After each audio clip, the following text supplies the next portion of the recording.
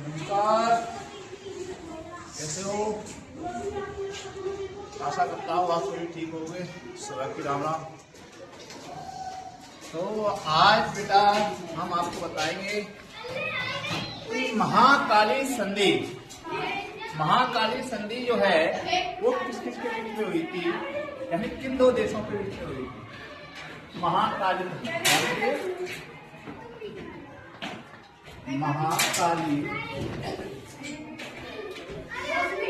संधि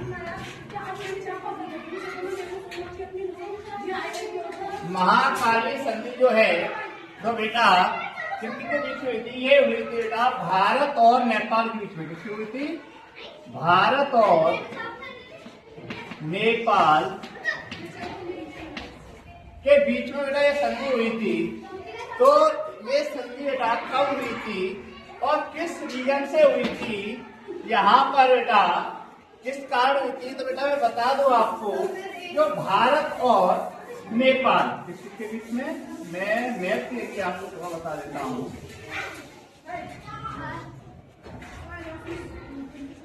तो बेटा यहाँ पर एक सेकंड में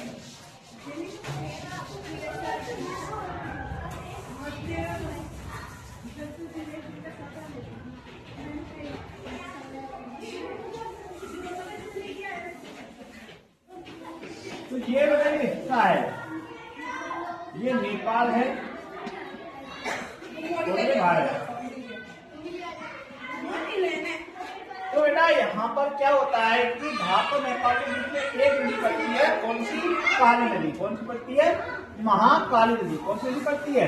भारत और नेपाल के बीच में पड़ती है महाकाली नदी। महाकाली नदी ये नदी बेटा मैप के कैसे विवादित है? कैसी है? विवादित है, यानी कि नेपाल और हमारे बीच में इस चीज के ऊपर हमेशा की तरह विवाद बना रहता है, सीमा को लेकर कि नहीं नेपाल बोलता है कि नहीं हमारे अंडर में आती है, भारत बोलता है हमारे अंडर में आती है। इसका निराकरण हेतु भारत और नेपाल के बीच में संधि हुई थी महाकाली संधि। ये कब हुई थी बेटा? ये संधि हुई थी 6 फरवरी 1996। कब हुई थी? 6 फरवरी 1996 को संधि हुई थी। कब? 6 फरवरी 1996। कब हुई थी?